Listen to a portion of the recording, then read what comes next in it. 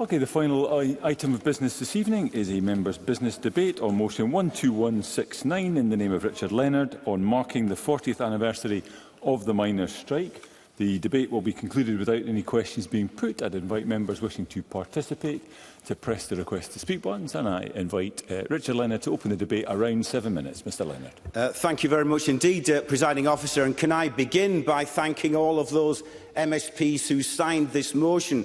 But more than that, can I thank all of those miners who struggled through the strike 40 years ago. Too many of them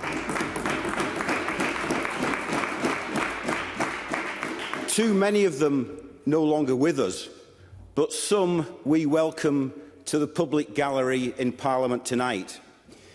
It is an abiding and indisputable truth that a people which does not understand the past will never comprehend the present nor mould the future.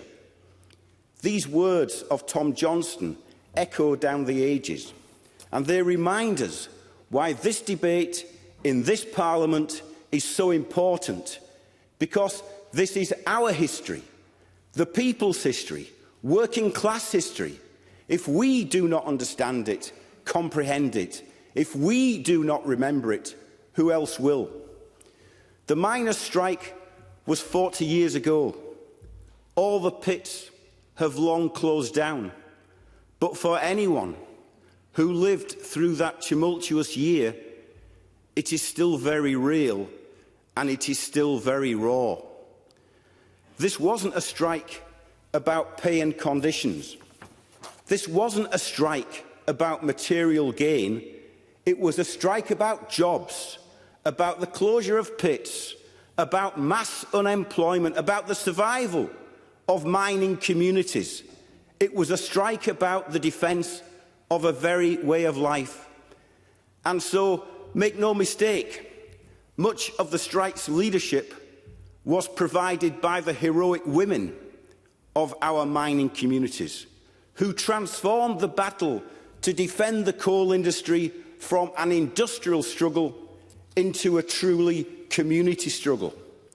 It was a strike founded on the simple socialist principle of solidarity, and so it was about a higher ideal of an old miner fighting for the job of a young miner who he had never met in a coalfield he had never seen. It was about that old trade union principle that you do not cross a picket line. And yes, we saw violence. The violence of the state brought down upon mining community after mining community. The imprisonment of innocent men, the victimisation and the sacking of innocent men. We witnessed at first hand the violence of a Tory government closing down industry after industry, throwing 4.5 million of its own citizens out of work. That was the violence we saw. The violence as well of the union busting of Thatcher, of McGregor, of Wheeler. The threat to the National Union of Mine Workers of sequestration and of receivership. The media bias, the political vitriol, the spying, the dirty tricks, the smears of MI5. That was the violence we saw. Where there was attack upon attack, not just on civil liberties, but on human rights, it wasn't the Labour left. It wasn't the Communist Party. It wasn't the Scargills or the Magahis. It wasn't the striking miners. It was the security services who were the real subversives. And then there was the violence of Orgreave, where there was a riot. Not a mass riot of pickets, but a mass riot of police. It was a turning point, and the Orgreave Truth and Justice campaign's simple demand to restore justice, to restore accountability, to restore standards in public life and police operational independence, and for the establishment of an inquiry must be met in full.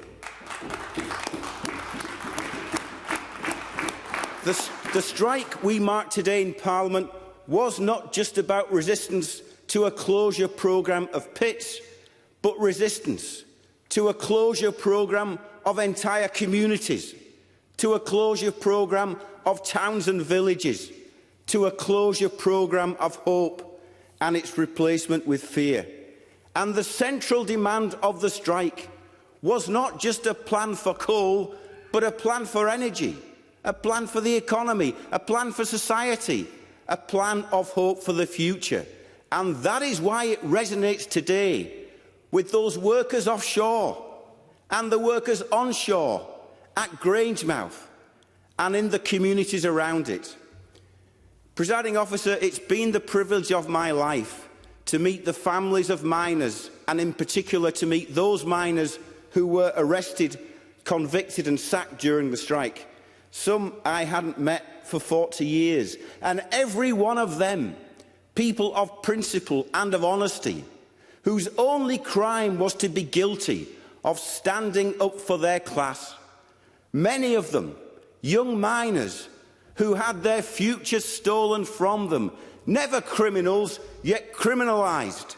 Many of them now entitled to a pardon, but deserving of compensation too, although, as the late Alex Bennett used to say, it's not compensation we're after, it's what we're due. Next year, we will mark in this Parliament the centenary of the birth of Mick Magahi, who warned us the movement has to learn that if we stop running, they will not chase us. Stand firm and fight. So it is now up to us to carry on the fight for truth and for justice, because time can be no barrier to justice. And many of those same issues of poverty, of unemployment, of inequality are still all around us in our coalfield communities. So we will never walk away from those issues. We will never walk away from those communities. Today we remember the strike. We will shed a tear for those we have loved, including our comrades who are no longer with us. We celebrate the enduring legacy of the strike because they never broke our spirit and they never defeated our class. We send a message to the miners, their sons and daughters, their wives, partners and grandchildren, a message of unflinching solidarity. We remember them, we celebrate their struggle, the battle for justice, which was then and remains now part of a wider campaign for equality, for human compassion and dignity, for the triumph of the human spirit and the triumph of hope in place of fear. It is this great cause which the miners fought for, I firmly believe, in the end, will prevail. Thank you, Mr Leonard. We move to the open debate. I call first Claire Adamson to be followed by Douglas Lumsden. Around 4 minutes, please, Ms Adamson. Thank you, Presiding Officer. I'd like to congratulate Richard Leonard on securing this debate this evening. We're almost at Christmas and the Parliament, I'm sure, will be graced again by the Newton Grange Brass Band when they play at our carol service. And it always brings a lump to my throat when I remember that that's what the mining communities were about. It was about that tradition, about community and about being part of something that was greater than the individual people who worked in the mines. I was very lucky to be at the opening of Newton Grange in the new when it was refurbished.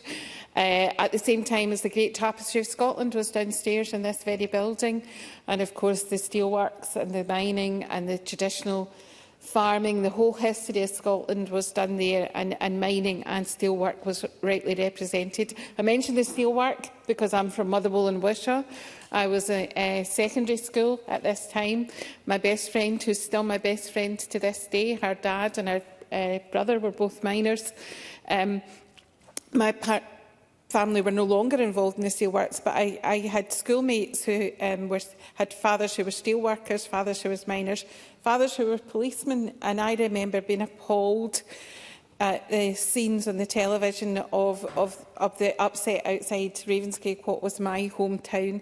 And as Richard Leonard said, absolutely architected by Thatcher and her government in an effort to destroy the trade union movement. And this was my community, and I was so hurt to see what was happening to it. And what he says, I remember when the steelworks closed as well, and the mining, this idea of a just transition is so very important, because that was a bigger crime to me, was walking away from those industries and putting nothing in place in our areas to replace that work and replace those opportunities for young people. And as Richard Leonard has always said, this injustice has gone on. We now have the Pardons Bill, which is really important. But in 2021, I remember writing to Kwasi Kwarteng, the then Secretary of State for Business, Energy and Industrial Strategy, about the injustice of the miners' pension scheme at that time, where the money had been removed to them. And I was glad that in October this year, the incoming Labour government righted that historic injustice and reversed, as just 112,000 former coal miners finally had that £1.5 billion for the pension scheme transferred to them, boosting their pensions by 32%. But many people didn't benefit from that because it was too late. I mentioned my best friend, her dad Joe passed away this year. He was fairly lucky. He had worked in the mines for his whole life until they closed, and then went into the steel industry. So he did manage to secure further work in industrial Lanarkshire. But he suffered the consequences of those years with vibration white finger and you know, difficulty breathing sometimes, conditions so very prevalent in my area from those, because it was not an easy job. It was vital to our country and vital to our economy, and we do owe such a huge recognition of respect for the people who worked in that industry for so long. So again, I thank Richard Leonard for his bringing this to the Parliament tonight. And we don't just have Newton Grange, we've also got the wonderful Summer Lee. I know he's a very fond representative of that area. I used to represent it, but Summer Lee these museums are so important because we cannot forget not just the mechanics of the industry, but the whole heart of the industry and the injustices that were done to the miners at that time. Thank you, Presiding Officer. Thank you very much, Ms Adamson. Just to alert the Chamber, there is an awful lot of interest, as you might imagine, to participate in this evening's debate. I'm intending to get everybody in. We'll probably have to extend the time in order to be able to do so, but I'd be grateful if members could stick to their speaking allocation time to allow other events that are taking place in Parliament this evening to go ahead, not too late, if at all possible. I call Douglas Lumsden to be followed by Christine Graham, up to 4 minutes. Mr Lumsden. Thank you very much, Presiding Officer. And can I first start by congratulating Richard Leonard for securing the debate tonight. I don't agree with everything that Richard Leonard says, but I always admire his passion that he brings to the Chamber and always enjoy listening to his contributions. I don't have that many childhood memories, but one of my first childhood memories was the Falklands War in '82, when I would rush home from school and watch the reports every night.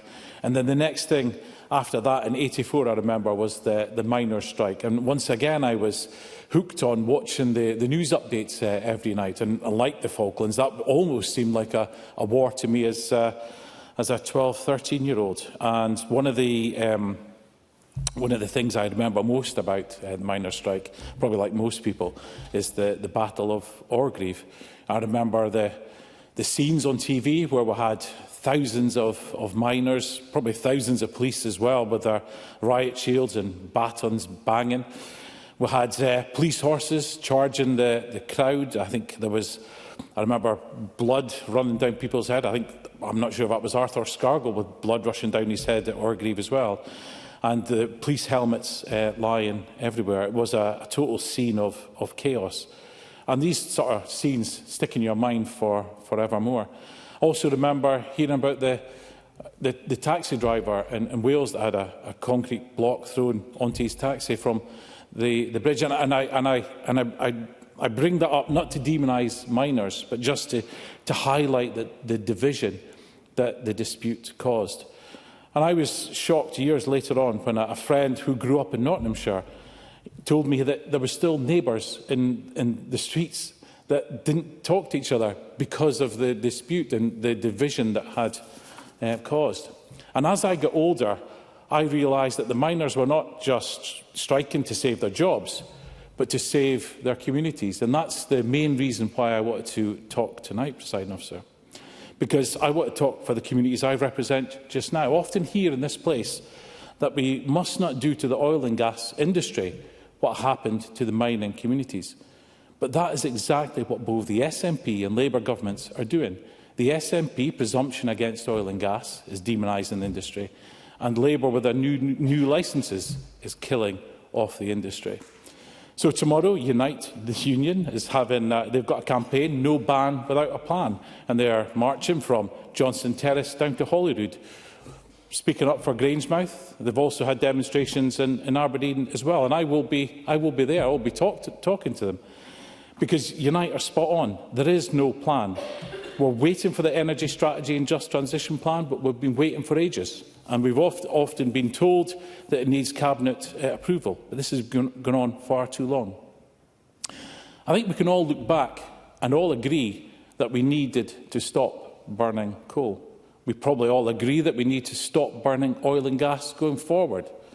But as Richard Leonard said, we need to learn the lessons of the past and have a managed transition that protects our communities going forward. And that is why it's so vital that this government learns the lessons of the past and has a proper transition plan in for those oil and gas workers in the North Sea. Thank you, Presiding Officer. Thank you, Mr Lumsden. I now call Christine Graham to be followed by Faisal Chowdhury. Up to 4 minutes. Ms Graham. Thank you, Deputy Presiding Officer. I too congratulate Richard Leonard on securing this debate. As we both know, this is not the first and possibly not the last we have both taken part in, not only in the strike of 1984, but the Miners' Pension Fund, Miners' Strike Pardon Scotland Act and the Coalfields Regeneration Trust, and in fact Mick Magahy. I am older and saw the charges on the miners mounted by mounted police, the women manning barricades at the picket lines and collecting for their communities, and indeed some families being torn apart. I listened to Arthur Scargill and Mick Magahy.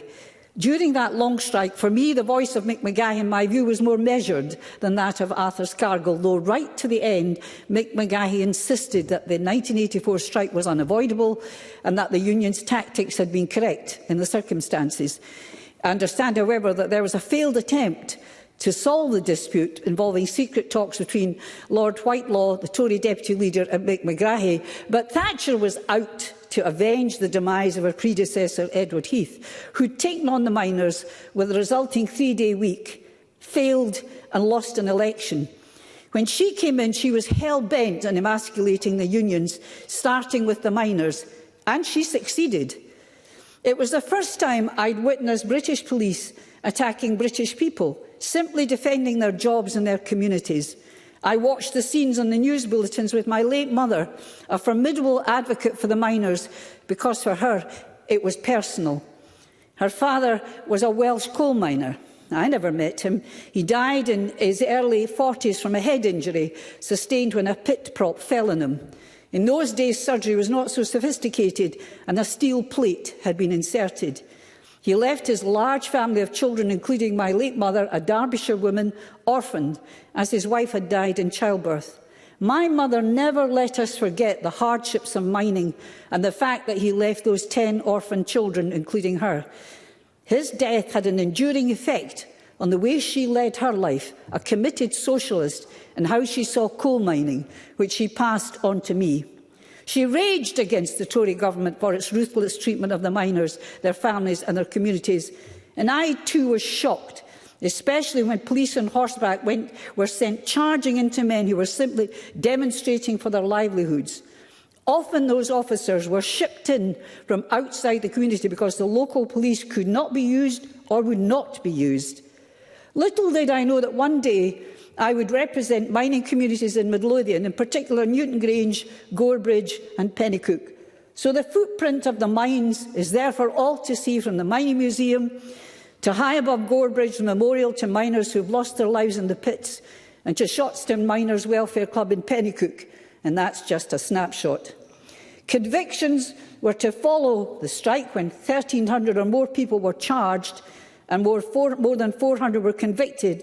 But alas, in 2022, through this Parliament, the Miners' Strike Pardon Scotland Act 2022 passed as law. I absolutely agree with the symbolic and collective blanket pardon. However, I do appreciate it will still have the effect of prerogative of mercy because it doesn't get rid of the conviction, but it's good enough.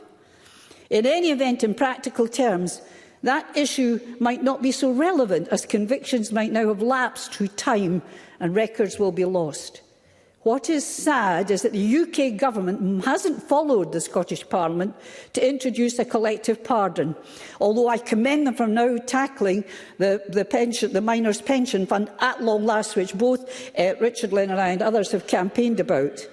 But in particular, and here I share Mr Leonard's concern, there must be an inquiry into whether there was political interference in policing and in the actions of the judiciary during that period. Thank you. Thank you, Ms Graham. I now call Faisal Chowdhury to be followed by Annabel Ewing. Up to 4 minutes. Mr Chowdhury. Thank you, Deputy Presiding Officer. I congratulate my colleague Richard Leonard in bringing this debate to the Chamber. I would like to begin by paying tribute to my predecessor as Lothian MSP, Neil Finlay. Neil campaigned for years to fight the injustice inflicted upon striking miners. It is hard to overstate the role of mining in Scottish life and our communities. Communities like Newton Grange, Addiewell and Thunderhall. The Miners' Gala used to finish near this building at Holyrood Park, attended by thousands. That is why so many came out to support the miners during the strike. Edinburgh District Council donated $5,000 a month to the striking miners. Edinburgh students passed a motion in support of the miners. These are just two demonstrations of solidarity and community spirit, and we should be proud of that part of our history. Many of those former communities still feel the effects of having their industry ripped out from under them, with no replacement or support. Research from the Coalfields Regeneration Trust found that former mining communities are some of the most deprived in the country, with higher unemployment, less children finishing school and more people on out-of-work benefits. These communities that did their jobs for 150 years, built this country and fueled our industry's revolution, were left behind. And when they stood up for themselves, they were demonized, brutalized and mistreated, including the former MP for Midlothian, David Hamilton, an active member of the NUM who was held for 2 months during the strike before being released and acquitted with no crime committed. Many miners convicted for non-violent crimes lost their jobs and had their lives ruined. David, like Neil Finlay, campaigned for the review of prosecution made during the strikes in Scotland. I was proud, following the independent review, to vote for the miners' strike pardon bill 2 years ago, ending this historic injustice. I'm proud still to see the Labour government in Westminster taking action to rectify this injustice more recently. Miners will now receive the $1.5 billion which was kept from their pensions, a reversal of the Conservative government's position, and a recognition of their contribution to our country. I've got a lot to go through.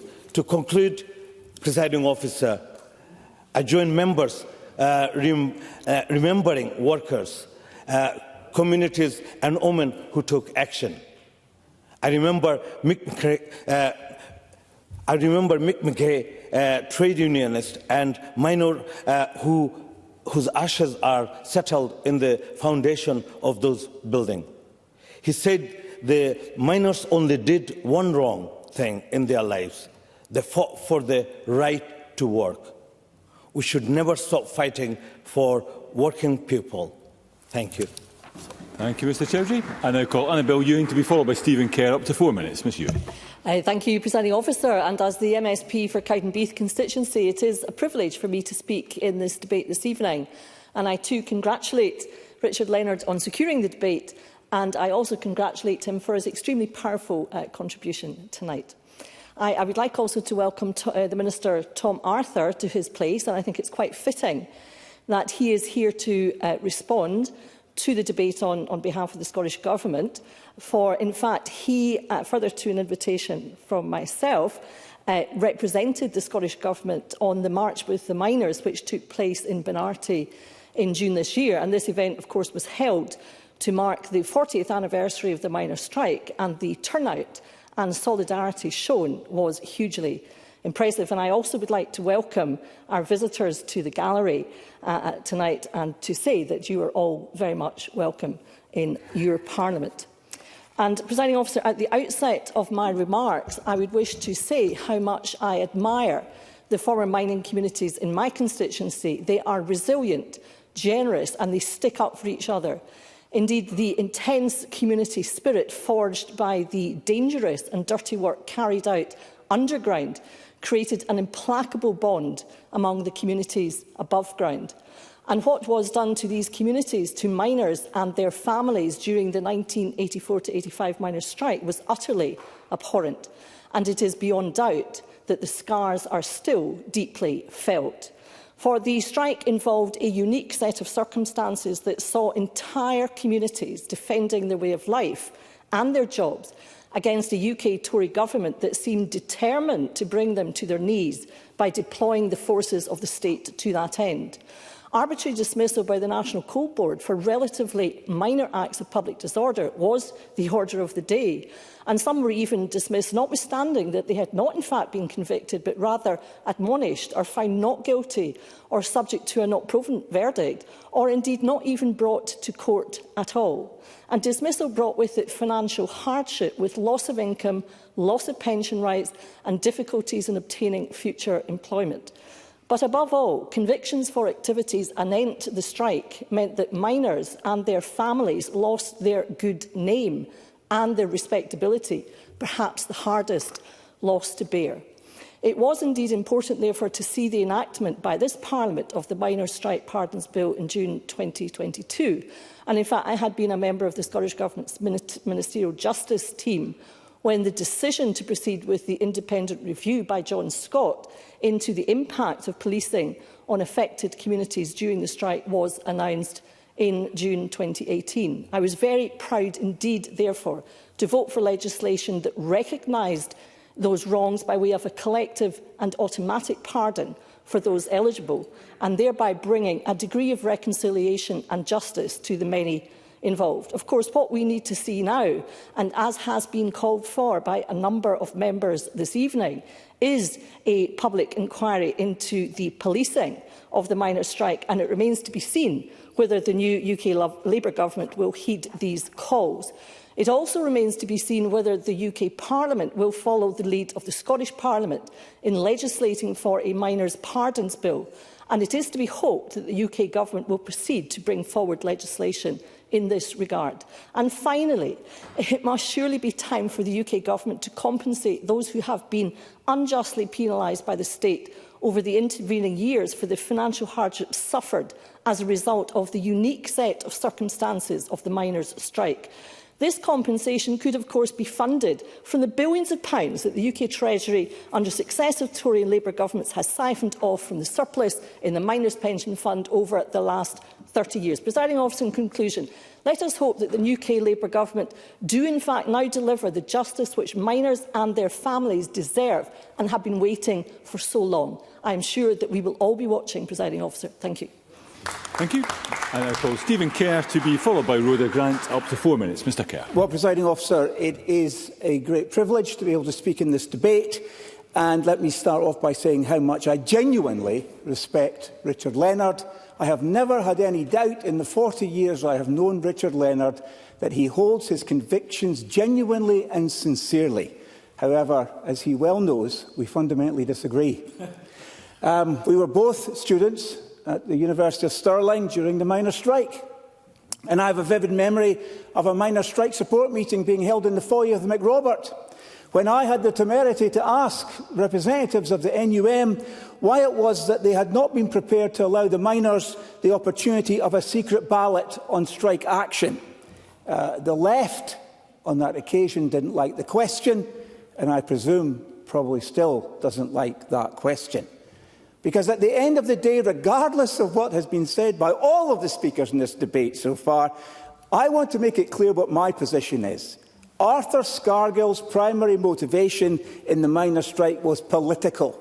It was a politically motivated strike led by Arthur Scargill with one objective in mind, and that was to remove a democratically elected Conservative government led by Margaret Thatcher. Now, the NUM thought they could bring down the Thatcher government, and they were fully justified in some of the assumptions they made, because they'd done the same thing to Ted Heath's Conservative government in 1974. But Margaret Thatcher was no Ted Heath. Yes, the miners' strike pulled communities, families and indeed our country apart. But the trade union bosses weren't doing anything new when they were flexing their industrial muscle and crippling the country, because they'd been doing it for the previous 2 decades. And I will indeed. Christine Graham. I disagree with much of the points you make, as you would expect. But do you have any qualms whatsoever? Does the member have any qualms whatsoever about the manner of policing during that period? Would you perhaps address that? Stephen Kerr. I have a ton of qualms, if that's how you measure qualms, about how everything was conducted during that period and the nature of the violence on the picket lines and on the secondary picket lines. And I'll come back to that, if I might, in a moment. I want to make the point that the NUM's calculations were justified because of the weakness of previous governments. And because of that, we had seen wage growth spiral out of control, productivity decrease, costs increase, and an economic crisis at that time caused by inflation and an uncompetitive economy. We were regarded as the international economic basket case of basket cases, the sick man of Europe. And let's not forget that Harold Wilson's Labour governments closed 253 pits in comparison to Margaret Thatcher's government, during which time 115 pits were closed. But it was the NUM's refusal to ballot its members to go on strike that seems to have been lost in any of the narrative that we've heard tonight. At no point during the strike were workers ever allowed to have their say through a secret ballot. And it was a time, to address Christine Graham's point, it was a time of fear and intimidation. Bloody violence on the secondary picket line. We've already heard about Orgreave, and no doubt that will come up again. And no doubt about it, at the time, it was a real struggle for the families in those mining communities. But I would say largely thanks, if I may use that word ironically, to Arthur Scargill's egotistical attempt to bring down a democratically elected government under the guise of saving an industry. And that industry, in common with all traditional industries, were already dying due to technological change. But more important than that, a growing sense of aspiration within mining communities and within mining families meant it was no longer the desire of those families that their children should be sent down the pit. I represented Fallen when I was the Member of Parliament for Stirling. Paul May's colliery was famous for being the first out and the last back during the strike. But when I think of the people of Fallen or the former coalfields around Falkirk, I don't think of victims with nothing left to live for.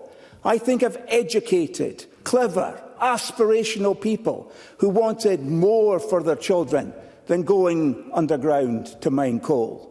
Presiding Officer, I think we should memorialise the miners' strike, but for very different reasons from Richard Leonard.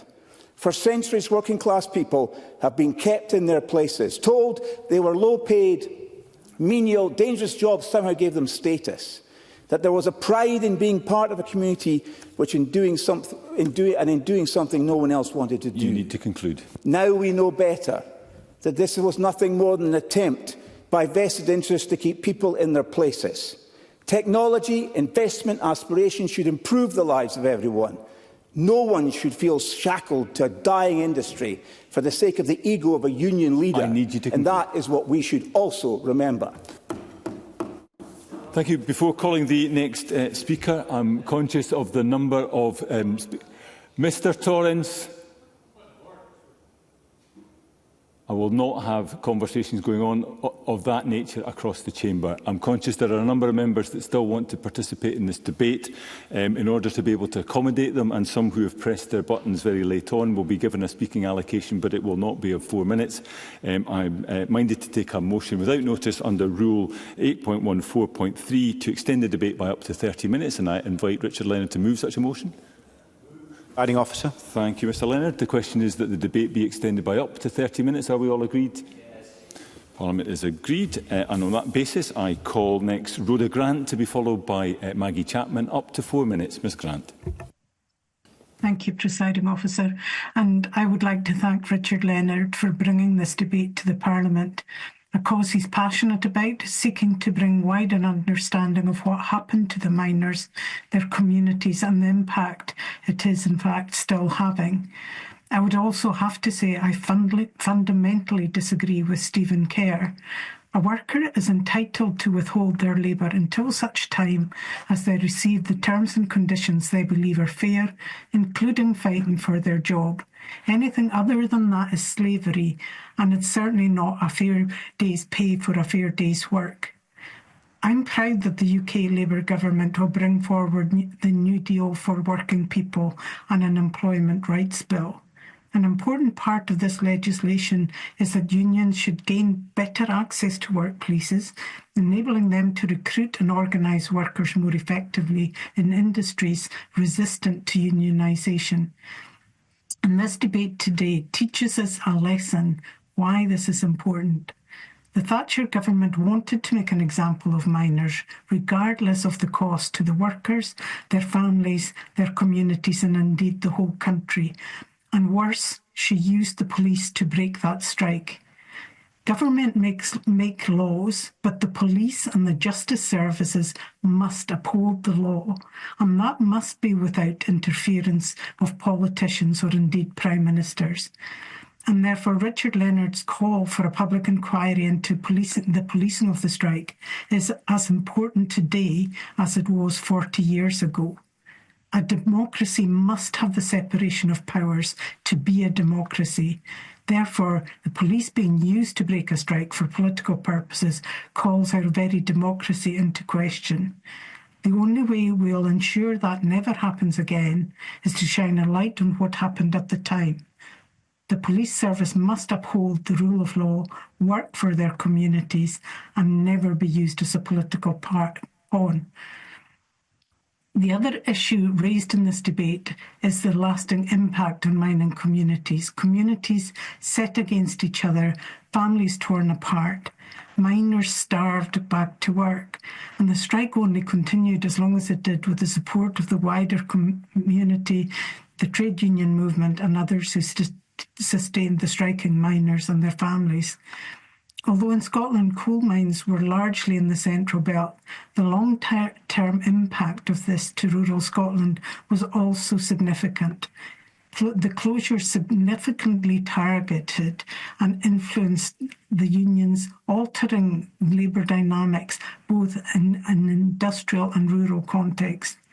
The rural economy saw a decline as ancillary industries like transport, equipment and related services suffered. Younger generations then left in search of jobs in urban centres, exacerbating population decline and community fragmentation. What is clear is the closure of the mines devastated many communities, and they're still suffering due to these closures. And that provides lessons for us all today. We need to move away from hydrocarbons, fuels that harm our environment and planet, and that's for the good of the whole population, indeed the whole world. But that does impact on those who work in the industry, their livelihoods and their families. So lessons must be learned. We need to ensure that a just transition leaves no one or any community behind. That is challenging, but we can achieve it if we learn the lessons of the past. Thank you, Ms Grant. I now call Maggie Chapman to be followed by Carol Mochan. Up to 4 minutes, Ms Chapman. Thank you, Presiding Officer. I want to begin, as Richard Leonard did, by thanking and remembering the miners who lived through the injustices of what happened in the run-up to, during and after the miners' strike 40 years ago. And I thank Richard Leonard for bringing this important debate to this Parliament this evening. I was a small child in Zimbabwe in the mid-80s. And yet, even there, on the other side of the world, I remember hearing snippets about this thing, this big thing that was happening in a world totally unknown to me. Because, as the motion reflects, it was an unforgettable experience, not only for those who took part in person, not only for miners and mining communities, not only for unions, and not only for their families and allies. It has deep and lasting effects on the ways that people across Scotland, Wales and England see themselves, their history, their governments and their rights and freedoms. Why is it so important? I think there are maybe 3 reasons. Firstly, because of the miners themselves, their dignity, courage, their skill and their comradeship. And those qualities were shared by families and communities. All those who bore the hardships of coal mining, shared the fear and grief of mining disasters, knew the realities that underpinned, quite literally, British industrial success.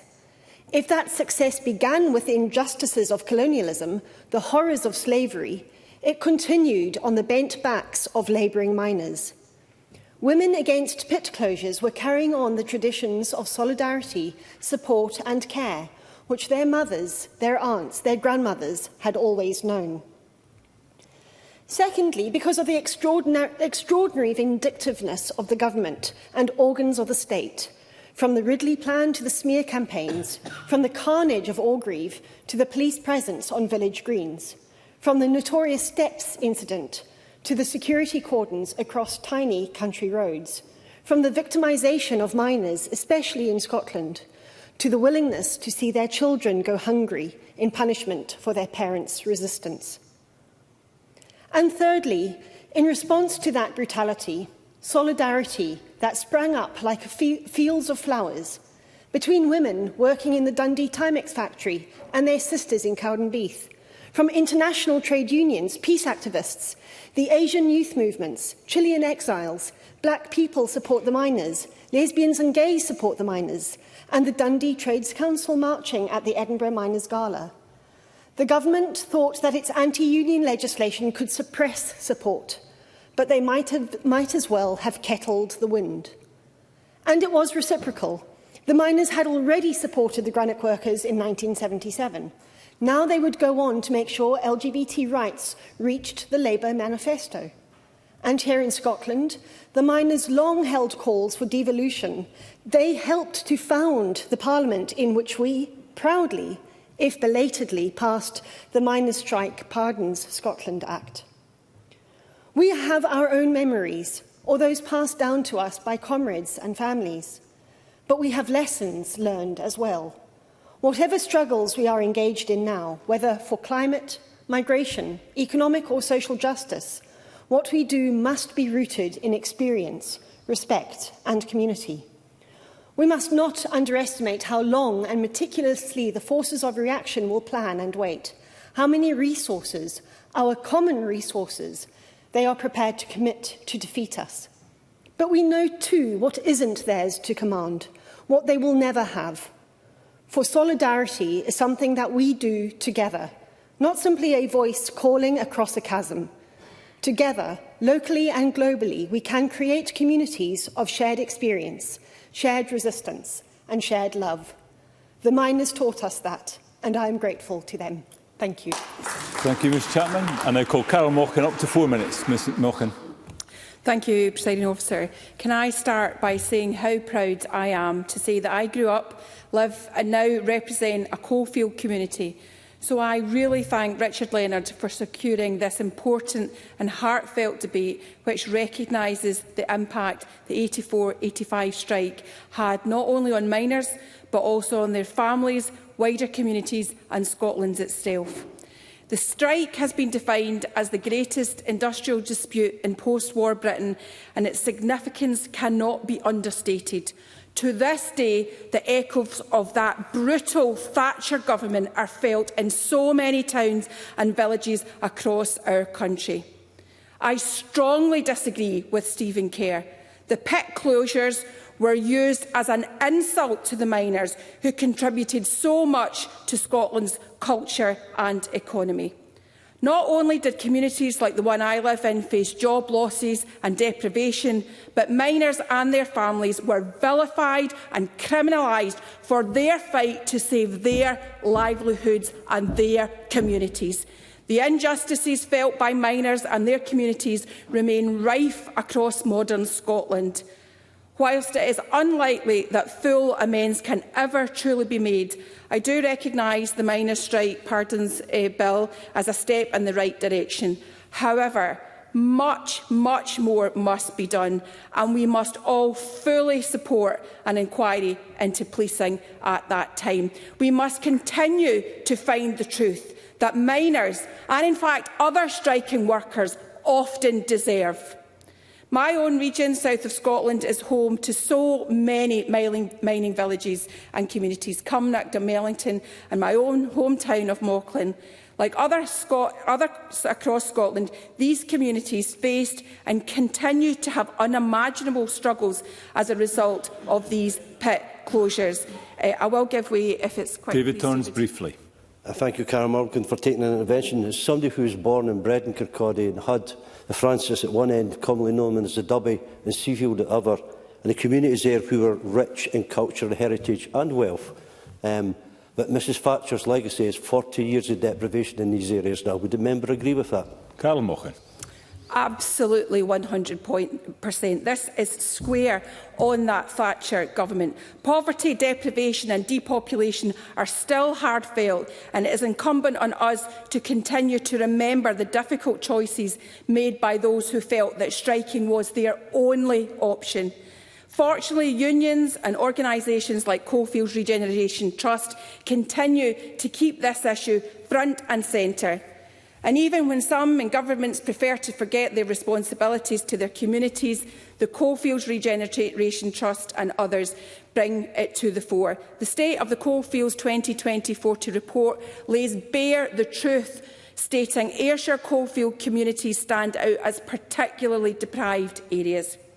Presiding Officer, they didn't create. Rather, these communities fell victim to the kinds of social and economic problems we see across the United Kingdom because of such a right-wing government. Unemployment, lack of investment and an accepted decline by the state. These are the scars that my communities will suffer for generations to come. No contingency planning, no support and no sympathy. These are the realities that miners faced. Before I finish, Deputy Presiding Officer, and I promise I will finish, we cannot praise the fight's endurance without reflecting on the impact and the support of women, predominantly the wives, sisters and daughters of the miners. They continued to support alongside other community groups and trade unions, and they allowed the fight to continue as long as it did. And for that, I cherish those stories and the recount of those from women on the picket lines and in these communities. I believe in these communities not only because of our history of mining and our part in powering the country, but because our history built a resilient people, bold communities with warmth, talent and tenacity. It is they who deserve the wealth generated from the labour of their parents, grandparents and wider communities. And I close by demanding governments of today keep that fight for justice alive. Thank you, Presiding Officer. Thank you, Ms Mochan. And I can accommodate a brief final contribution from Fulton McGregor before we move to the Minister. Mr McGregor. Thank you, Presiding Officer, and thanks for taking my late request to speak. I want to thank Richard Leonard for what was, as always on this issue, a very powerful speech. I represent Coatbridge in Christing constituency, and I have it's a constituency with a rich coal mining heritage as well as other heavy industry. My own history, coming from Coatbridge myself, I was only 4 or 5 around about the time of the miners' strike. But I do have some memories of it, and my own family have a rich history in the heavy industries. So I did want to speak in this debate tonight. As Claire Adamson's already mentioned, Summerlee Museum is, of course, in Coatbridge, and every year it hosts the International Workers' Memorial Day for Lanarkshire. Always a very poignant event. There's the Cardown Colliery in Steps, and of course the Auchengeek site in Moodiesburn, where this year we commemorated the 65th anniversary of Scotland's worst coal mining disaster of the 20th century, where 47 men lost their lives, 41 women were widowed, and 76 children lost their father. And I want to take this opportunity to pay tribute to Willie Doolan, who I know is in the gallery, and all at the Auchengeek Memorial Committee for the work that they do to ensure that we remember those men and others who tragically died. I don't think the Tory contributions today have been helpful at all. I have to agree with Carol Walken on that. And that is me being very nice about it. But Stephen Kerr said he wanted the Chamber to be clear in his stance, so let me be clear on mine. The Tory government of the 80s and what they'd done to the miners in our communities were an absolute disgrace.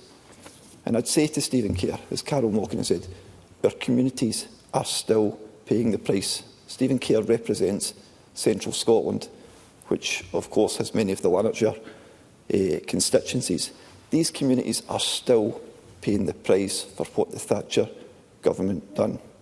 I welcome the calls, as others have said, for a UK pardon following in the line of the Scottish Parliament, and of course I absolutely back that there should be a public inquiry into the policing of the miners' strike. It was completely political and should never have happened. That's not to blame the police officers.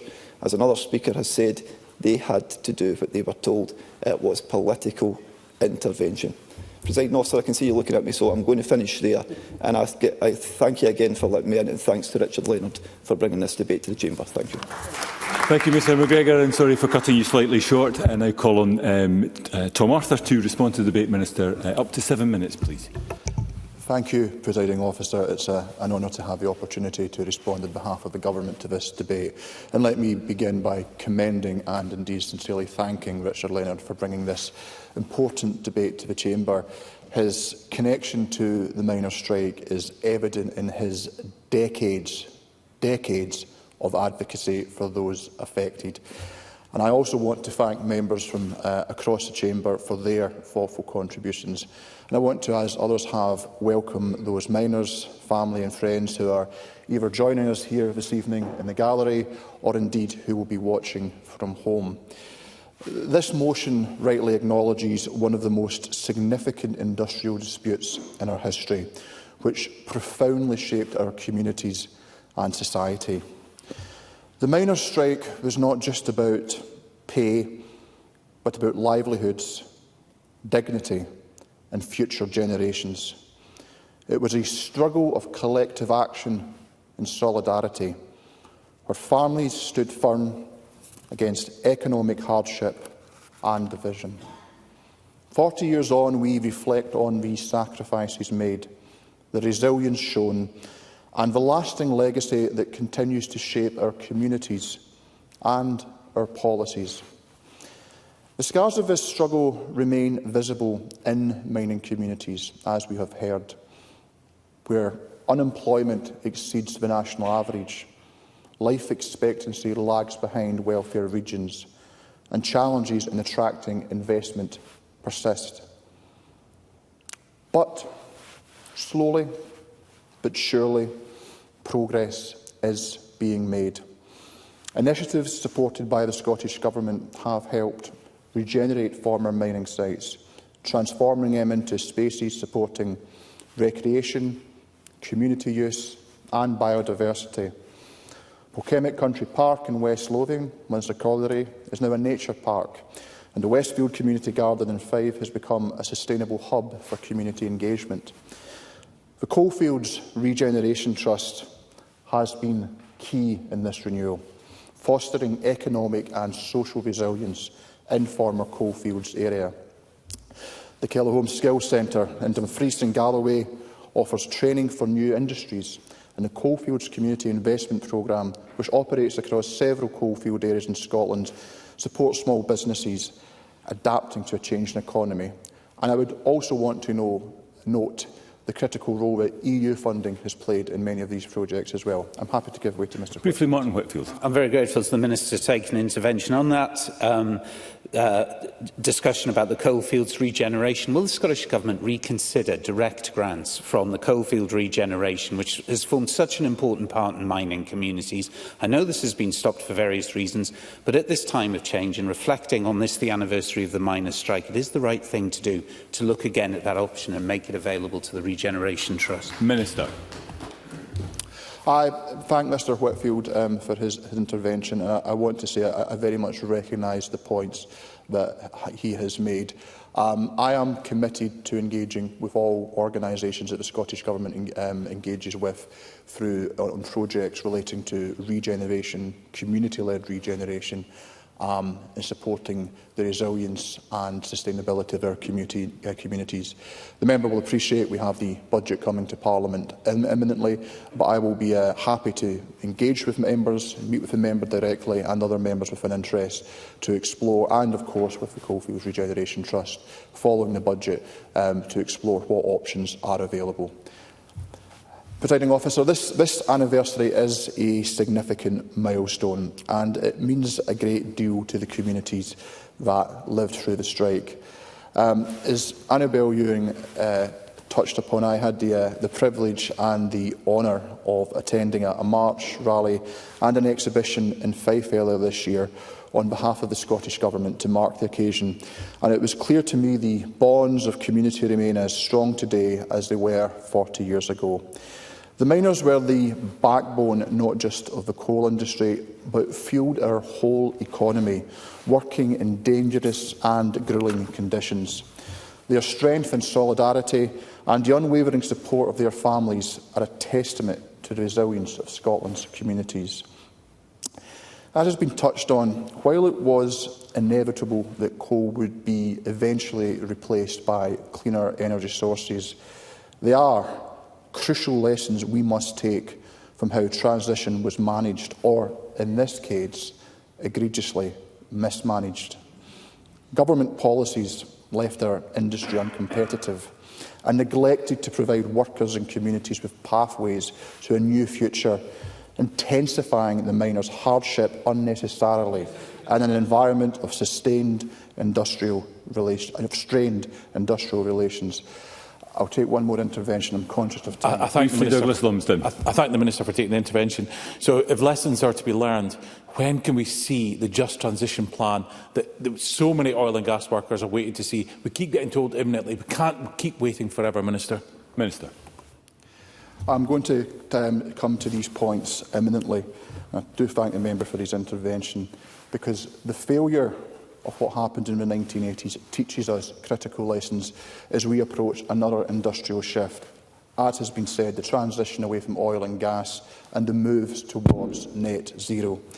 The Scottish Government is determined to avoid repeating the mistakes of the past, and that's why we were the first country to establish a Just Transition Commission, which advises on how to make this change in a fair and just way. The principles of a just transition are now embedded in our climate change legislation. Through our Just Transition Fund, £75 million has been allocated for projects in the North East and Moray to create highly skilled jobs and support innovation. We have also ensured strong trade union representation on the Just Transition Commission, and in recent years we have provided funding to support the STUC in its Just Transition efforts. This enables the trade union movement to increase engagement with workers enhancing their ability to influence transitions in their sectors. And empowering workers ensures their voices shape the development of Scotland's just transition plans, prioritising fairness and inclusivity in the progress. Unlike the 1980s, we are determined to bring workers, communities and their representatives to the heart of decision-making, engaging closely with trade unions and ensuring the costs and benefits of this transition are fairly distributed, ensuring no one is left behind. Regeneration programmes, community wealth building initiatives and investments like the Vacant and Derelict Land Fund are already helping to revitalise former coalfield areas. Infrastructure projects such as the reopening of Leven Station and the Alloch and Carden Line and the Borders Railway are reconnecting communities and creating economic opportunities. These are concrete steps toward renewal and we must continue to build on them. Do I have time for a further intervention? I don't think so, I'm afraid. I'm afraid not. Presiding Officer, the legacy of the miners' strike highlights the importance of workplace rights and the role of trade unions. Fair Work supports a more committed, better skilled and adaptable workforce who can spot challenges and opportunities, solve problems, offer insights and ideas for improvement, therefore creating real value for their organisation. The Government's Fair Work agenda supports this and is an agenda we have long championed, establishing the Fair Work Convention in 2015 and announcing a flagship Fair Work First policy in 2018. Trade unions play a vital role in achieving better terms and conditions for employees, and we will continue to champion collective bargaining and trade union recognition and strongly oppose anti-trade union governments and legislation like the Trade Union Act and the Strike Act in recent years. It is the position of the Scottish Government that employment law should be devolved to Scotland. That is the only way to protect workers' rights against future anti-trade union governments. However, I do want to welcome the current UK Government's Employment Rights Bill, which has the potential to put important elements of the Fair Work agenda onto a statutory footing, and it offers opportunity for collaboration. Presiding Officer, the miners' time was a time of profound, miners' strike was a time of profound injustice. The use of state power has been touched on through policing, courts and the media left deep wounds in communities, and allegations of misconduct and wrongful arrests have yet to be fully addressed. And the Scottish Government, as has been touched on, taking steps towards supporting reconciliation. However, more must be done. A full UK-wide public inquiry into the policing of the strike would provide transparency, accountability and the closure many seek still. To conclude, Presiding Officer, we remember the courage and sacrifices made during that time as we work to create a fairer society. This debate reminds us of the cost of mismanaged transitions and inspires us to ensure fairness in the future. I thank Richard Leonard for bringing this debate to Parliament. I thank members for their contribution, and I thank the miners, their families and their communities for their enduring contribution. Thank you, Minister. That concludes the debate, and I close this meeting of Parliament.